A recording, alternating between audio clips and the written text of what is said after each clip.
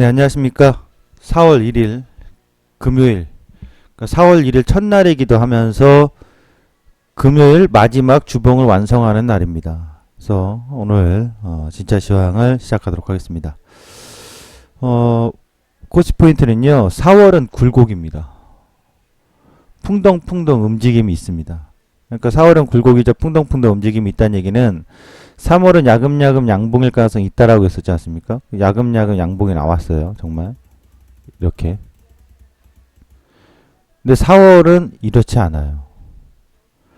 그러니까 좀 요란해요. 현재 3월의 고점이 나왔습니다만 제가 3월의 변곡점이 그러니까 3월의 고점이 변곡점이 될 가능성이 상당히 높다. 특히 상반기 고점이나 또는 올해 고점. 근데 어제 끝나고 보면은 4월의 고점이 다시 한 번은 보일 수도 있어요. 많이 보이냐? 많이는 아니에요. 근데 결국 그렇게 되면 3, 4월 고점이 어제 나왔던 2009포인트 있잖아요. 그저께 이 고점 대비해서 위로는 크진 않아요. 그래서 풍덩풍덩이에요. 풍덩풍덩이라는 말은 느낌이 오죠.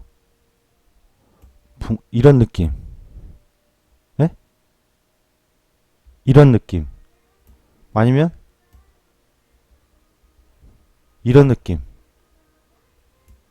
네, 이런 느낌을 지금 이야기하는 겁니다. 4월은 굴곡, 풍덩풍덩의 움직임이 있는 한 달이 될 가능성이 높다.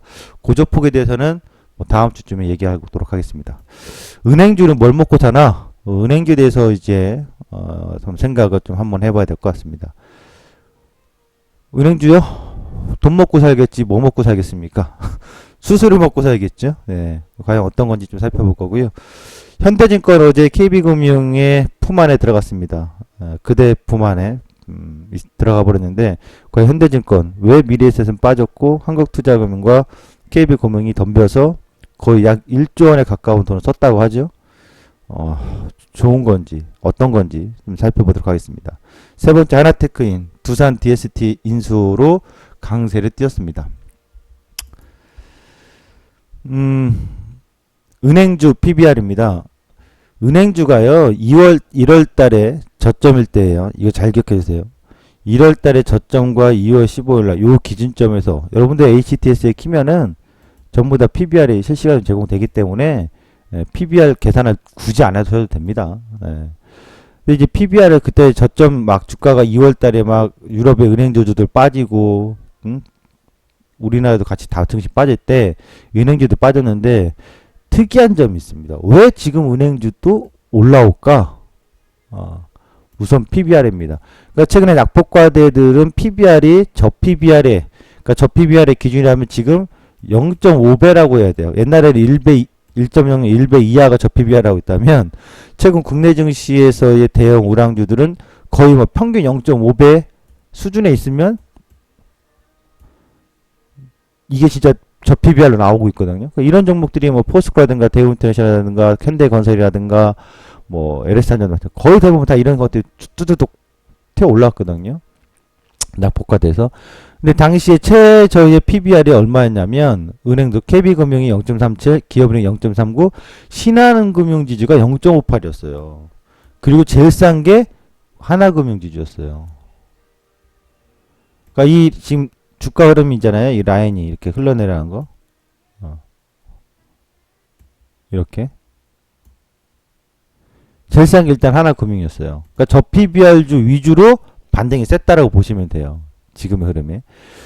그러니까 저 PBR에 의한 상승이지 어떤 수익자 마진이라든가 실적 개선에 대한 주가 상승이라고 볼 수는 없다 이거죠.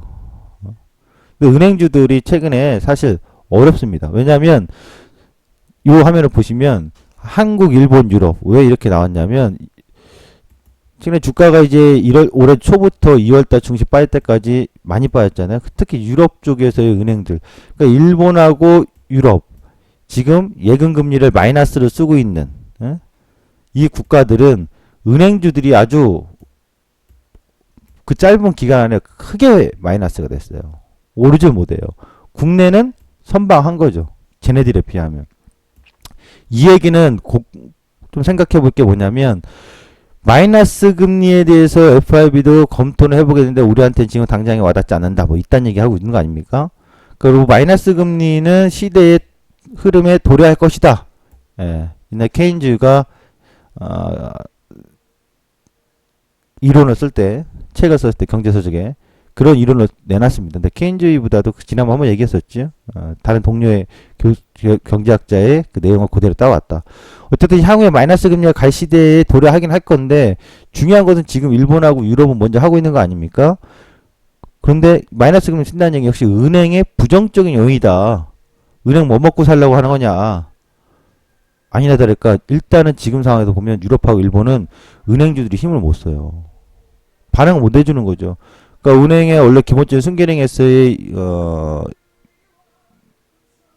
이윤 창출이 변화가 되는 거잖아요. 그러니까 이러다 보니까 유럽과 일본 역시 좋지 않은데 우리나라는 아직은 양호한 거죠. 상대적으로.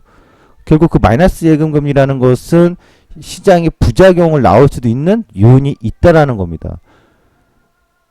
국내에서도 지금 정치적으로 이슈가 되고 있는 게 현 여당인 새누리당이 한국판 양적 완화 해야 된다. 한국은행은 곤혹스럽다. 누구 말이 맞냐, 누구를 지지하냐, 그건 중요하지 않아요. 근데 한 가지 생각해보면 포인트가 있어요.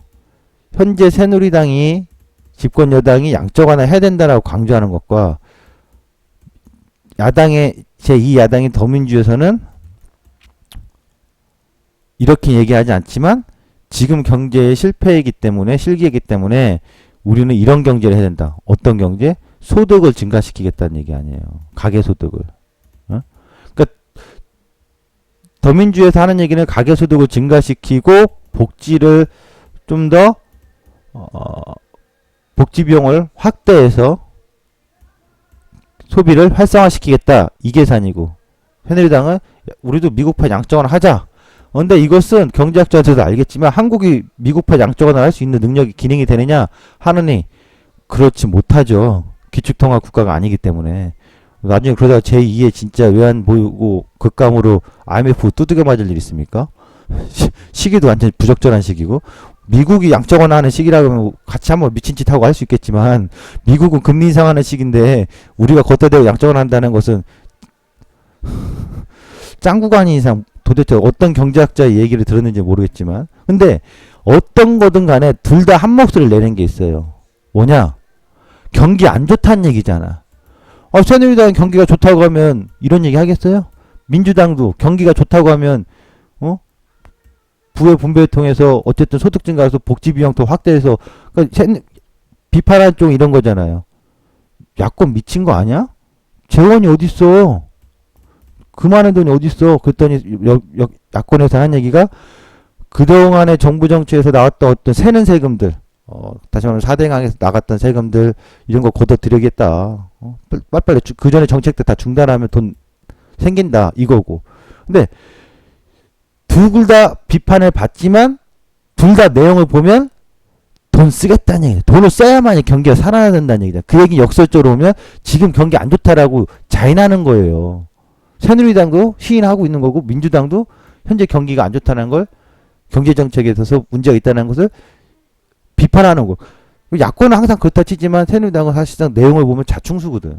우리 경기 안 좋으니까 이런 거 해야 되겠다라고 얘기하는 거거든요. 근데 이걸 좋은 공약이라고 생각하면 이상한 거죠. 근데 은행주들은 상당히 중요해요. 그런 부분들에서. 근데 현재 우리나라 은행주들은 저PBR 상황에서의 저가 매수가 들어온 거지 수익자 마진 개선이 뚜렷하게 나타나서의 흐름은 아니다라는 것 다시 한번 참고하시기 바랍니다. 자, 그런 상황에서요. 특이한 점은 은행주 뉴스 중에서 오바마의 연인 워렌 버핏 할아버님께서 은행주를 10% 꾸준히 매입했습니다. 지난번에는 뭐 정유주 매입했다고 하더니 결국 정유주가 잘 갔습니다. 은행주 10% 웰스파고를 꾸준히 매수했다고 해요. JP 모건 체인지가 체이스가 그 미국의 지금 현재 다시 2015년도에는 미국에서 1등이에요. 세계 1등 자산 순위 그 글로벌 은행은 중국입니다. 공상은행. 그런데 이제 미국하고 중국 뭐 이런 식이에요. 큰 국가들 유럽 우리하고는 사원이 다르죠.